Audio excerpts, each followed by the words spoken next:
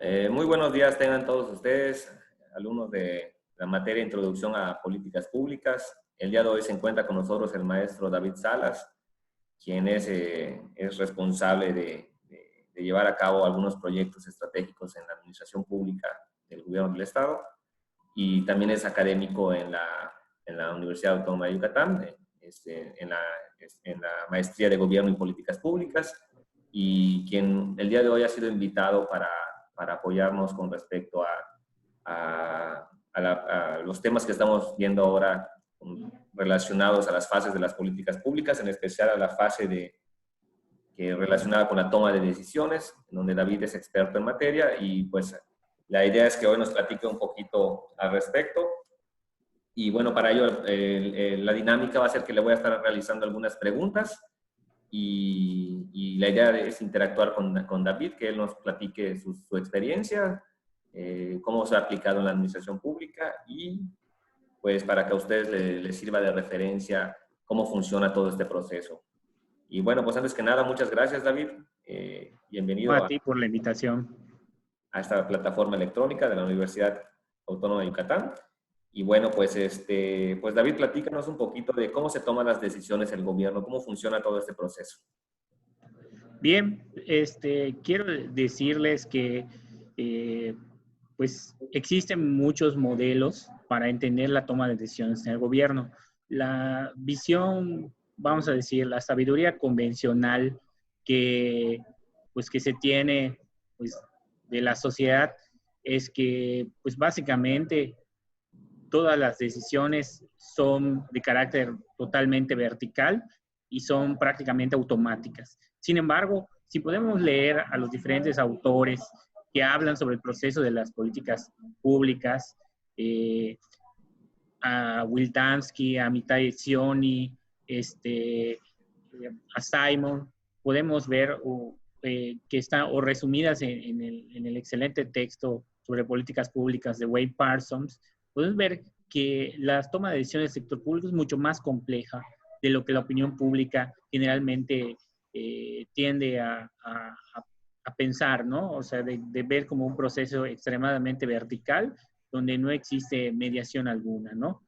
Entonces eso es una sobresimplificación de la realidad con respecto a la forma en que realmente se toman los procesos de decisión. Es muy ilustrativo que existen inclusive muchos paralelismos en la manera en que se toman las decisiones de las políticas públicas en el sector público en diferentes contextos, en diferentes países. Evidentemente, el marco de referencia que nosotros debemos tomar es cómo se toman las decisiones en países de carácter democrático, dado que nuestro país pues es una democracia liberal que pues implica ciertas características, pesos, contrapesos, más allá de que pues no existe tampoco, como seguramente van a ver en su clase o vieron en su clase de ciencias políticas, pues no existe una democracia perfecta, pero más o menos nos atendemos a este modelo ideal de democracia liberal. Y bueno, en ese contexto, que creo que es bastante aplicable para la mayor parte de los países latinoamericanos, para tener una visión un poco más cercana al contexto actual, pues realmente las decisiones, pues sí tienen pesos, contrapesos, existen actores importantes, relevantes, las decisiones tienen consecuencias y los tomadores de decisión también tienen que considerar pues las consecuencias de sus decisiones. No se pueden dar en un simple blanco y negro, y podemos pensar que nos encontramos en un contexto donde simplemente se toman decisiones arbitrarias y no hay consecuencias, que eso definitivamente sería totalmente falso, ¿no? Entonces, creo que eso es básicamente, existen muchas, de acuerdo al contexto específico, podemos encontrar modelos válidos para la toma de decisiones en el sector público y son plenamente correspondientes con lo que ustedes pueden ver en los libros, en los materiales que el maestro Jorge Avilés les proporciona. Seguramente van a encontrar muchos paralelismos. A mí lo que más me ha enriquecido de estudiar políticas públicas es que primero entré al sector público y después estudié políticas públicas. Y para mí fue sumamente refrescante ver que muchos de los problemas a los que yo me enfrento en el día a día son plenamente consistentes con los problemas que se enfrentan otros países latinoamericanos e inclusive en países desarrollados, ¿no? Entonces, por allá yo empezaría, ¿no? Perfecto, David, agradezco mucho. Oye, David, y con respecto a todo esto que nos comentas, ¿cómo es el proceso que se realiza para tomar esas decisiones? O sea, ¿cuáles son las marcas y contextos disciplinarios? Y cuando se habla de categorías en la toma de decisiones con respecto a poder, racionalidad, elección pública, enfoque institucional, enfoque interactivo y psicológico sobre el comportamiento humano de las personas que están en la administración pública, ¿cómo funciona todo este tema tan complejo para poder tomar decisiones con base a estas categorías, con base a estas marcas y contextos disciplinarios en todo este proceso de toma de decisiones, con base a tu experiencia, David? Sí, bueno, podemos verlo de dos formas. Podemos ver los modelos de toma de decisiones como una herramienta para asignar o llevar a cabo las decisiones de manera más eficiente, que sería una forma de verlo, o una forma alterna es entender cómo se toman las decisiones. En el contexto disciplinario de las políticas públicas, eh, en un principio, en una primera oleada, lo que nos interesó más es la parte de cómo tomar decisiones, particularmente desde un proceso racional para la toma de decisiones, ¿no? En eso podemos encontrar una serie de herramientas que nos permiten tomar decisiones, que son auxiliadas en términos de las políticas públicas por algo que se denomina la teoría de la decisión. La teoría de la decisión es un campo interdisciplinar que incluye las ciencias del comportamiento, las matemáticas, la estadística, eh, inclusive la economía, la sociología, entre otros campos del conocimiento que permiten, eh, eh, digamos, desarrollar procesos de toma de decisión complejos a través de diferentes herramientas, ¿no? Eh, Se creía en los años de la posguerra, principalmente los años 50, 60, 70, que era factible mediante procesos racionales resolver todos los problemas del sector público. Básicamente que si tenías un buen proceso de toma de decisiones, podías resolver cualquier problema. Evidentemente, toda esa visión optimista demostró con el tiempo que es también demasiado optimista, ¿no? O sea, realmente las herramientas, por más desarrolladas que pueden ser, pues tienen sus limitaciones. En una primera oleada podemos ver herramientas como la investigación de operaciones y todas las herramientas que se derivan de la investigación de operaciones, que básicamente es una herramienta que surgió de la posguerra.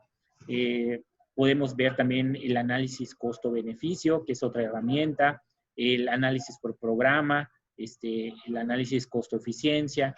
Pues ahí apenas surgen las herramientas y una segunda generación vemos herramientas como el propio marco lógico, ¿no? Y posteriormente se han desarrollado herramientas como el análisis multicriterio, por ejemplo, que son herramientas que nos permiten que procesos muy complejos puedan ser simplificados.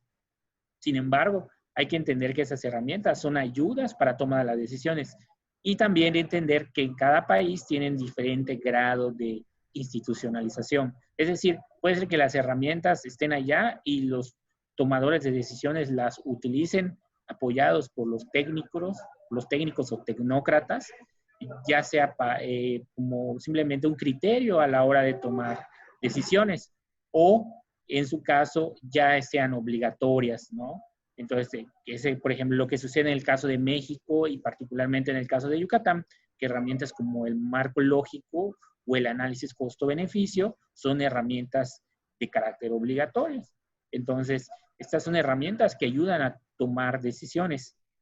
Sin embargo, todas estas herramientas reconocen que la decisión final está en manos de los gerentes públicos, de los tomadores de decisión o de los jefes o líderes políticos a los diferentes niveles, ¿no? O sea, si estamos en decisiones, sobre todo a nivel del Ejecutivo, pues del presidente de la República, del gobernador, de los presidentes municipales, pues al final ellos pueden utilizar estas herramientas analíticas para tomar mejores decisiones, pero básicamente, pues, al final las decisiones dependen de ellos, ¿no? No existe tampoco en el otro extremo, también para entenderlo, un marco tecnocrático extremo, donde lo que digan los técnicos es lo que se tiene que hacer. O sea, hay cierto mayor o menor grado en que se obligan a tomar esas decisiones, pero, pero digamos, al final del día, precisamente porque estamos en un sistema democrático, pues al final el peso de las decisiones tiene que recaer en el poder electo popularmente, ¿no? Entonces, y pues si las decisiones son inadecuadas, pues asumirán los costos políticos de tomar decisiones inadecuadas. Y si son adecuadas, pues verán recompensado que hayan tomado las decisiones de forma adecuada. Es correcto, David. Y oye, David, y con respecto a los enfoques de poder ante la toma de decisiones, a esta parte de las categorías que nos menciona Parsons en las categorías que son poder, racionalidad, elección pública, que en la parte de la elección pública pues ya no los definiste bastante bien. Bueno, El enfoque institucional y demás. Es la parte del enfoque de poder ante la toma de decisiones. ¿Cómo funciona? Ok, bueno, básicamente hay visiones, pues digamos, alternas, por decirlo de alguna manera, y tienen cierto, digamos, cada uno, pues evidentemente tiene aplicabilidad en un contexto específico. Hay que entender también las políticas públicas de esa forma. Difícilmente en el marco de las políticas públicas podemos encontrar verdades absolutas, ¿no? El enfoque tradicional es el burocrático, ¿no? Tendemos a pensar que las tomas de decisiones en el sector público pues se da en un enfoque de carácter burocrático, donde simplemente hay que seguir normas y procedimientos. Sin embargo, a la medida que se profundiza en el enfoque burocrático, hay que entender que se deriva de relaciones mucho más complejas, ¿no? O sea, primero, hay diferentes teorías sobre la forma en que la información fluye en las instituciones públicas, y como los que tienen experiencia del sector público saben, pues las decisiones no son así inmediatas, ¿no? O sea, hay ciertos procesos, hay contrapesos, también hay autores que resaltan que hay tipologías, podemos hablar incluso tipologías de burócratas, ¿no? Desde el clásico cuidapuestos, que no le importa el interés colectivo, simplemente conservar su trabajo.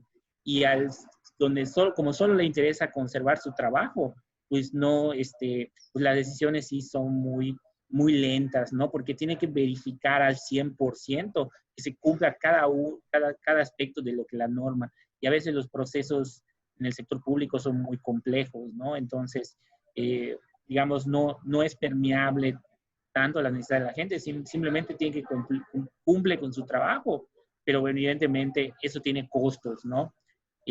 También habla de que hay personas que lo que les interesa es subir puestos, ¿no? Entonces toma riesgos adicionales porque quiere seguir avanzando en la estructura gubernamental, toma riesgos.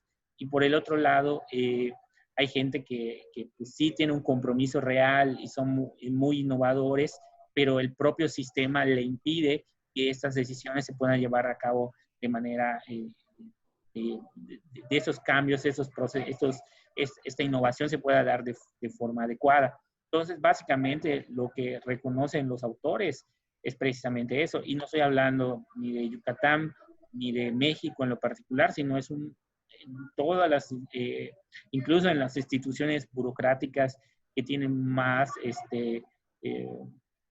pues digamos, tienen más tradición, por ejemplo, las de Europa Occidental o en Estados Unidos inclusive, pues te confrontan a este tipo de situaciones.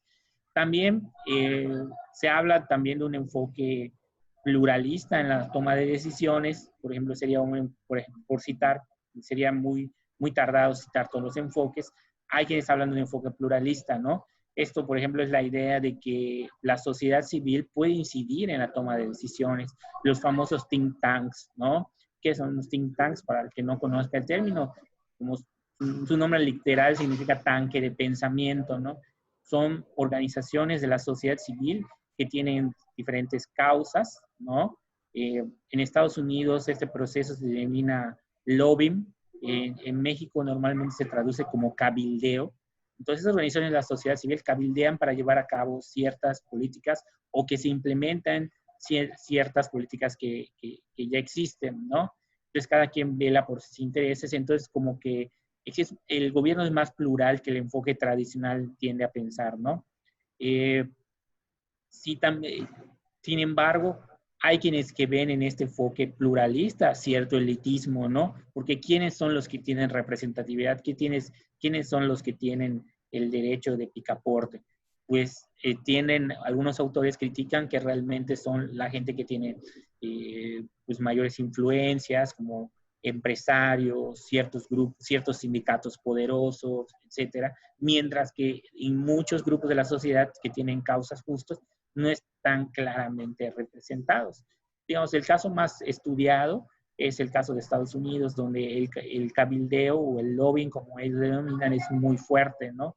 Entonces, constantemente están cabildeando en las diferentes agencias gubernamentales para que se lleven a cabo decisiones o no se lleven a cabo decisiones, ¿no?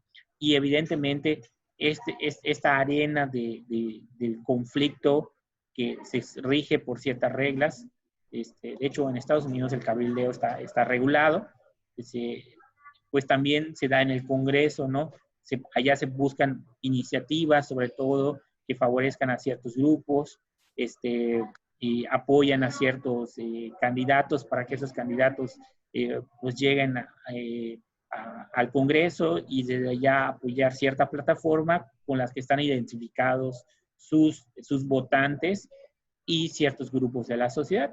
Hay quienes ven como un enfoque pluralista y también hay una visión alterna que nos dice, bueno, sí puede hablar de cierto pluralismo, pero también hay que pensar que no todos están representados, entonces se habla de cierto elitismo. Y en la parte institucional, creo que es algo que creo que en la licenciatura en gestión pública seguramente pues van a aprender, y que seguramente ya lo saben, es que las instituciones importan, ¿no? Entonces, esa es la parte clave, que el diseño institucional tiene efectos diferentes en la eficiencia gubernamental. Y pues hay varios autores que pues, se han abocado a la tarea de pensar cuáles son las instituciones más eficientes o cuál es la naturaleza de las instituciones que funcionan eficientemente en el sector público, si cumplen o no, o si son eficaces, que cumplen o no con el mandato ciudadano, etcétera.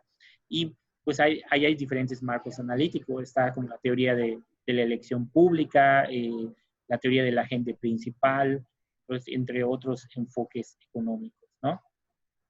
Muy bien, David.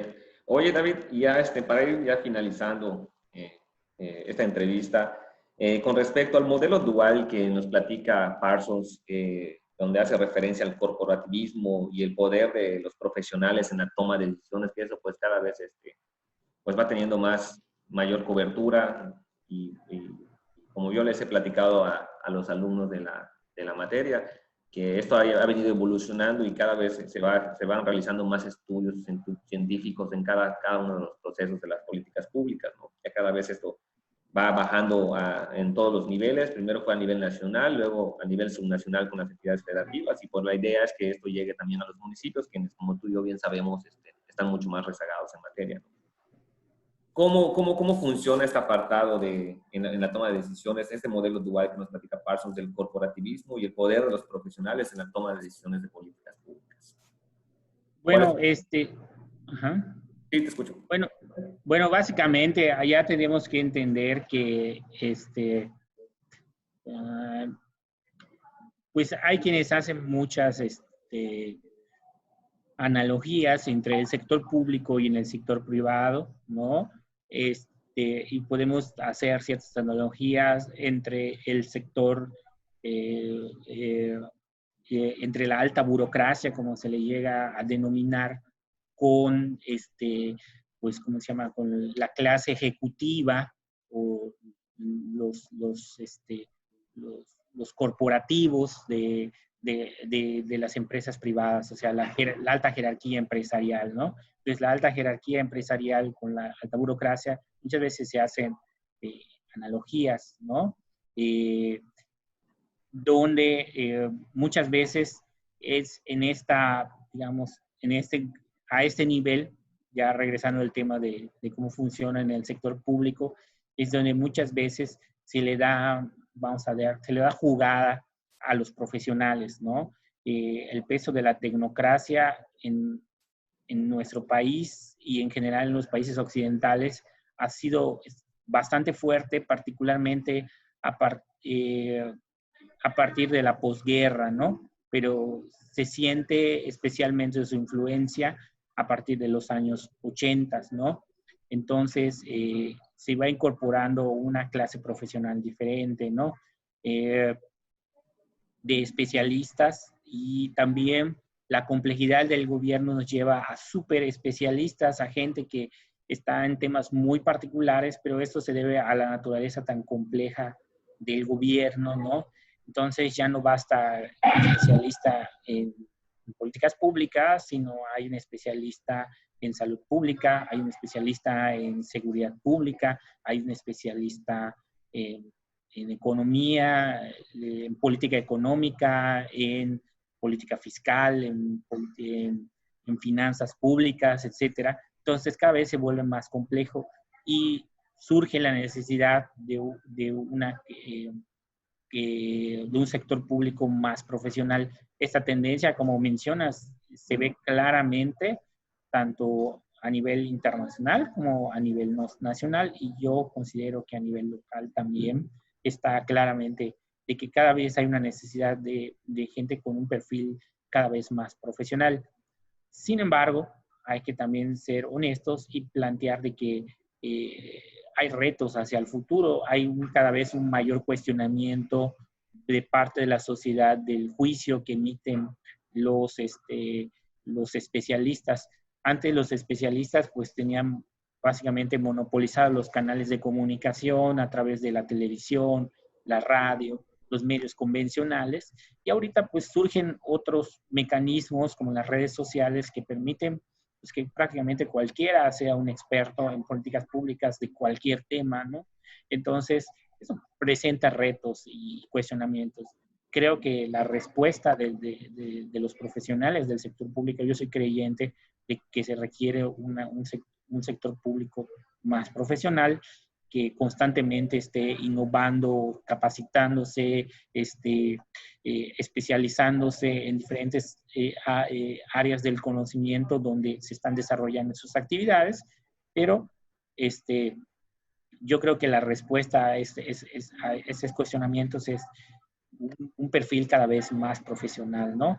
De especialistas en el sector público que realmente, por un lado, tengan los conocimientos, pero también hay un compromiso real con las necesidades de la gente, ¿no? Entonces, si no tenemos ambas cosas, difícilmente, pues, este riesgo pues, cada vez va a crecer más y puede llegar incluso a un descrédito en el futuro, ¿no? Entonces, la respuesta que debemos dar es que realmente los que ocupen los puestos de decisión, pues realmente se preparen, tengan los conocimientos necesarios o, en su caso, se auxilien con profesionales realmente comprometidos que permiten demostrar a la sociedad de que se estén entregando realmente resultados, ¿no? Perfecto, David. Y bueno, pues esto va con la lógica, ¿no? De todo lo que hemos venido trabajando. De hecho, pues en Yucatán ya tenemos ya con una licenciatura en la Universidad Autónoma de Yucatán en Gestión Pública.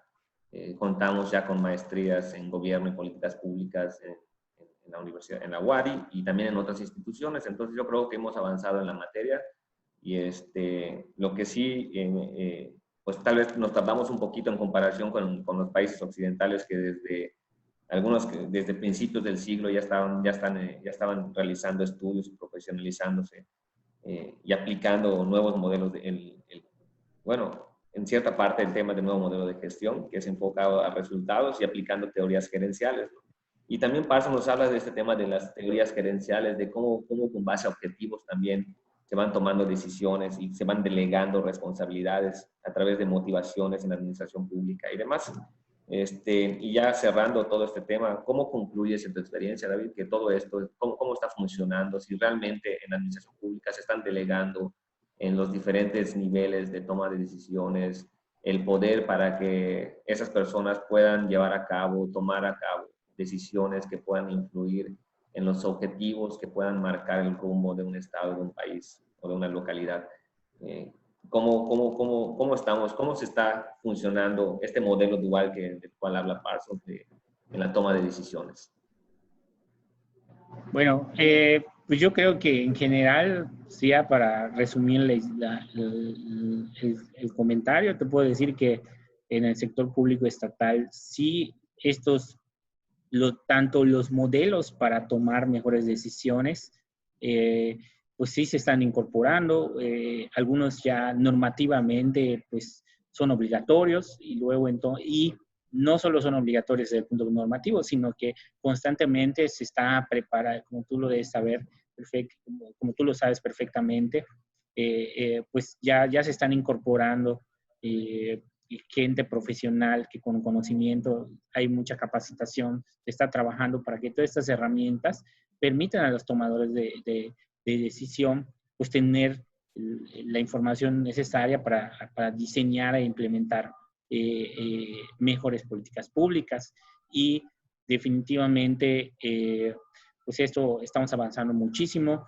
En estos últimos 10 años se ha avanzado increíble, o sea, realmente hay una si lo ves en retrospectiva, hay un gran avance en el sector público. Por lo menos yo puedo darte constancia a nivel estatal que realmente se ha avanzado en el tema de la gestión pública, de la gestión por resultados en lo particular, y definitivamente demuestra el triunfo de estos modelos a la hora de tomar decisiones. Claro está que creo que los profesionales que ahora están implementando esos modelos también ya son más conscientes que la parte de la experiencia, del tacto político, de la intuición, de todo eso, de la experiencia en campo, que tienen que ser incorporados a estos modelos para que realmente funcionen, ¿no? Y además no son excluyentes, son complementarios. No debemos pensar como una especie de antagonismo entre los modelos de decisión técnicos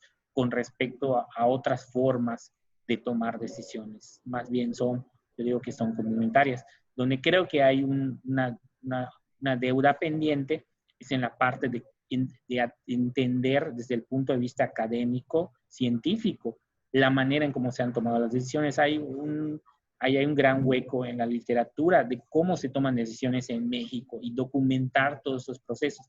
Parece complejo, incluso una tarea inabordable, pero muchos países lo han hecho. Yo creo que falta mucha investigación en ese sentido de cuál es el grado en que se están implementando estos modelos de decisión, qué tanto se usan, cuáles son sus debilidades, cuáles son sus fortalezas. Todo eso, si ustedes van a los libros, van a encontrar de muchos países experiencias, pero poca documentación sobre lo que está sucediendo en nuestro país y también en nuestro estado, ¿no?